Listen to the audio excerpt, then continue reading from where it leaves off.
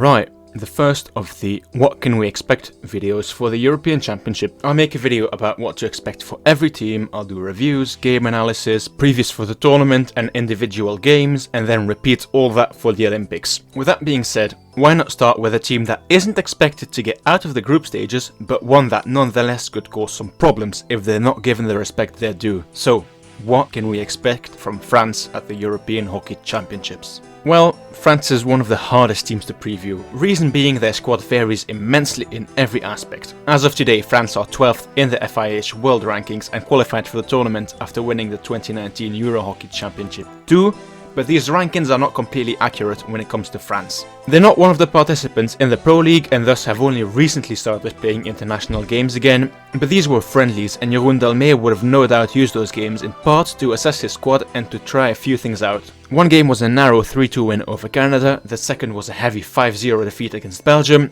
but what can we deduct from those games? Firstly, that squad is pretty much a definitive squad for the European Championships, and don't expect many more changes, if any. In terms of big names, France doesn't have an absolute world beater in the same way Germany and the Netherlands have a few, but this isn't a team that should be slept on. The French do have talent, most notably in Gaspard Baumgarten, Victor Charlet, Charles Masson and Blaise Rogot, but the talent doesn't end with those names. Most of the players play their club hockey in Belgium, with Auray, Waterloo Ducks and Gantoise being the most commonly represented teams, but as I alluded to earlier, the team is widely varied.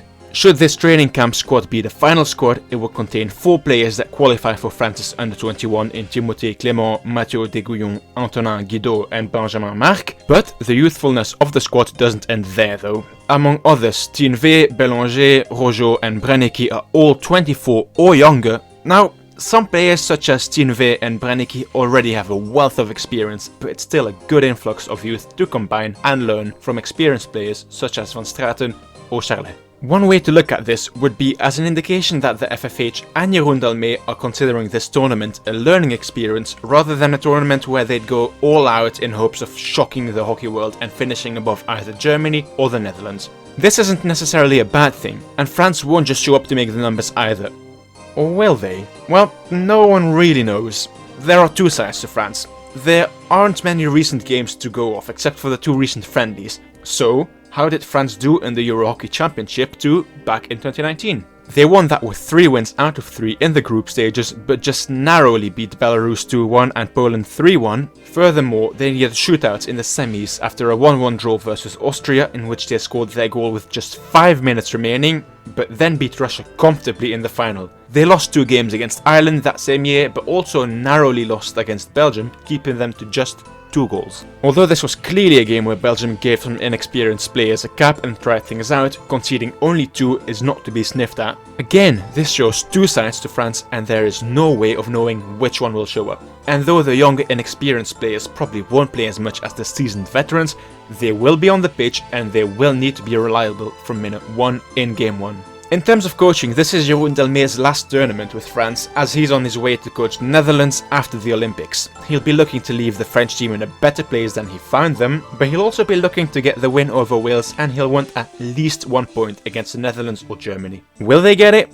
Only time will tell. France has some decent scoring options in Baumgarten and Timothée Clément up front, the latter of which already finds himself on 14 goals in the Belgian league, 12 of which from open play. Charlet on the penalty corner is always a danger as he's continuously proven over his already illustrious career. 13 PC goals so far this season sees him in 4th position in the Belgian league for goals from the top of the D, so it's probably fair to say France will be looking for penalty corners. But does that also translate into goals on the international stage? Does France also have what it takes defensively? That is a very different matter. France will give it their all and will not play conservatively when they smell blood. They'll have to be compact and work as a team. Are they better than Wales?